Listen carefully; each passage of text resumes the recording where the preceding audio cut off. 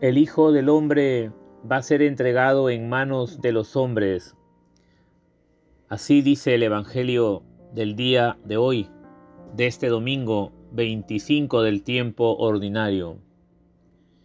El hombre libre, el hombre perfecto, el hombre en plenitud, el hombre ideal, va a caer en manos de hombres pecadores, inicuos, hombres sin escrúpulos, sin conciencia, sin moral, sin dignidad. El más justo cae en manos injustas, el más santo en manos pecadoras, el más honesto en manos deshonestas. El que ha pasado por la vida haciendo solo el bien, va a caer en manos asesinas. Y todo, ¿por qué? Lo dice muy claramente el libro de la sabiduría en la primera lectura del día de hoy. Acechemos al justo que nos resulta incómodo, se opone a nuestras acciones, nos reprende nuestra educación errada. Las tinieblas del pecado y del error no pudieron soportar la luz de su mirada. La oscuridad de la mentira no pudo aguantar la clara y blanca verdad. La envidia, el odio y los celos se estrellaron en la roca inquebrantable de su infinito amor. Vamos a reflexionar desde tres frases, desde tres momentos del Evangelio. Primero, atravesaron Galilea camino de Jerusalén. Para los judíos en época de Jesús, Galilea significaba la tierra olvidada, desconocida, la despreciada. Allí se encontraban los pobres, los humildes, los mezclados con otras razas. Por eso se le llamaba Galilea de los paganos o de los gentiles. En cambio, Jesús hizo de Galilea el centro de toda su predicación del reino. Aquella Galilea del lago, de los bellos atardeceres, de las aves del cielo que su Padre Dios alimenta y de los lirios del campo que el mismo Padre los viste con mucha hermosura, más grande que la de Salomón. Es también la Galilea que acepta con gusto y con alegría la predicación de Jesús.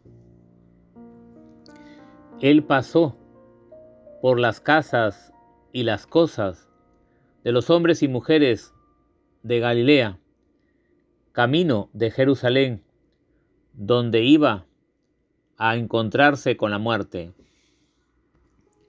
Esto tuvo que ser muy duro para Jesús. También lo es para cada uno de nosotros, que tenemos que pasar y sacrificar la Galilea de nuestros sueños e ilusiones, de nuestras vivencias y emociones, camino de Jerusalén, donde nos vamos a encontrar un día con la muerte inexorable.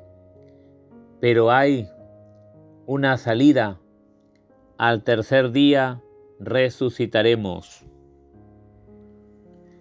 La muerte y la resurrección de Jesús en Jerusalén nos ha abierto una puerta de entrada, una puerta de esperanza que ya nada ni nadie nos podrá arrebatar. Segundo, Jesús se sentó y los llamó. Cuando Jesús se sienta, ese se sienta entre comillas, significa que quiere hablar como maestro y dar solemnidad a lo que va a expresar. No tiene mucho sentido que estando en una casa los llamara. El verbo griego phoneo indica una llamada muy particular, muy especial, muy sui generis. Tiene relación con la llamada vocacional. Y allí se dice que los llamó para estar con él y enviarlos a predicar. Marcos 3:14. Cuando estos apóstoles, mientras Jesús va hacia Jerusalén, hacia la muerte, hablan por el camino sobre quién de ellos es el más importante, están demostrando con esa actitud que están muy lejos de los pensamientos, de los sentimientos y del proyecto de Jesús. Por eso desea acercarlos y darles la gran lección, la gran enseñanza. Quien quiera ser el primero, que sea el último de todos y el servidor de todos.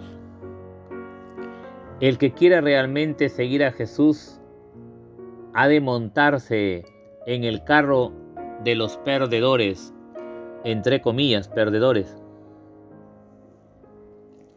Con todo cometeríamos un gravísimo error, pensando que el lenguaje de Jesús expresa un camino de no felicidad.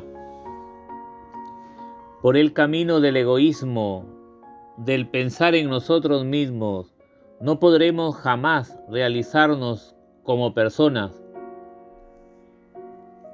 No podremos ser felices, porque el ego humano nunca tiene bastante.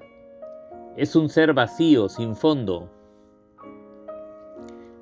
Si no nos liberamos de él y nos ponemos al servicio de los demás, nuestra vida resultará bastante frustrante. Servir a los demás y estar dispuestos a dar la vida por los demás, desgastar nuestra vida por los otros, es la única forma de aprovechar bien nuestra vida. Jesús tiene toda la razón. Y por último, tercero, y acercando un niño, lo puso en medio, lo abrazó y les dijo: el que acoge a un niño como este, me acoge a mí. En el Evangelio de Marcos, el niño no aparece como en el de Mateo, en clave moral o ética.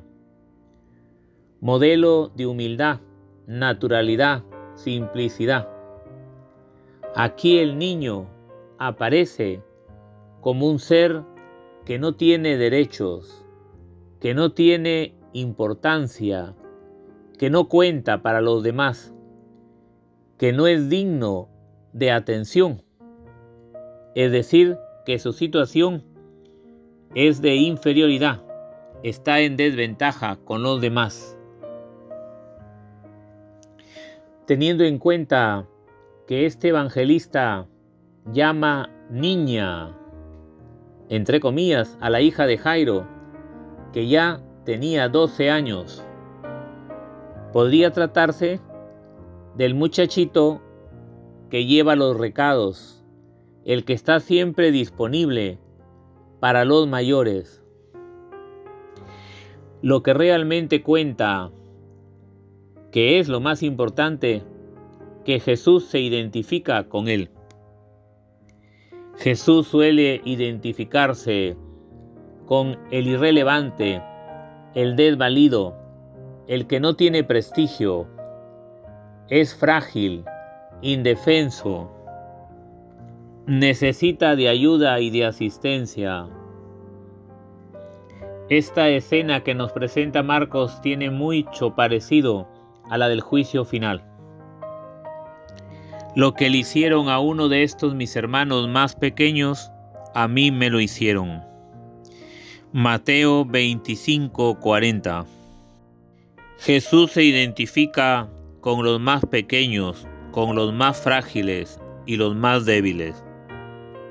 Vamos a pedirle a María, la Madre de los sencillos y de los pequeños, Madre de Jesucristo y Madre nuestra, para que nosotros nos vayamos preparando un día para el viaje definitivo y lo hagamos con obras buenas, con obras de misericordia. Pidámosle también para que nosotros le podamos creer a Jesús y Él se convierta en el centro de nuestra propia vida, de manera que podamos experimentar que Él nos hace plenamente felices. Y también para que nosotros podamos experimentar, contemplar que en los pobres, los que no tienen nada, los que no cuentan, los débiles, los frágiles, son para nosotros un verdadero camino hacia Dios, hacia la gloria del cielo. Y que el Señor les bendiga en el nombre del Padre, y del Hijo, y del Espíritu Santo. Amén.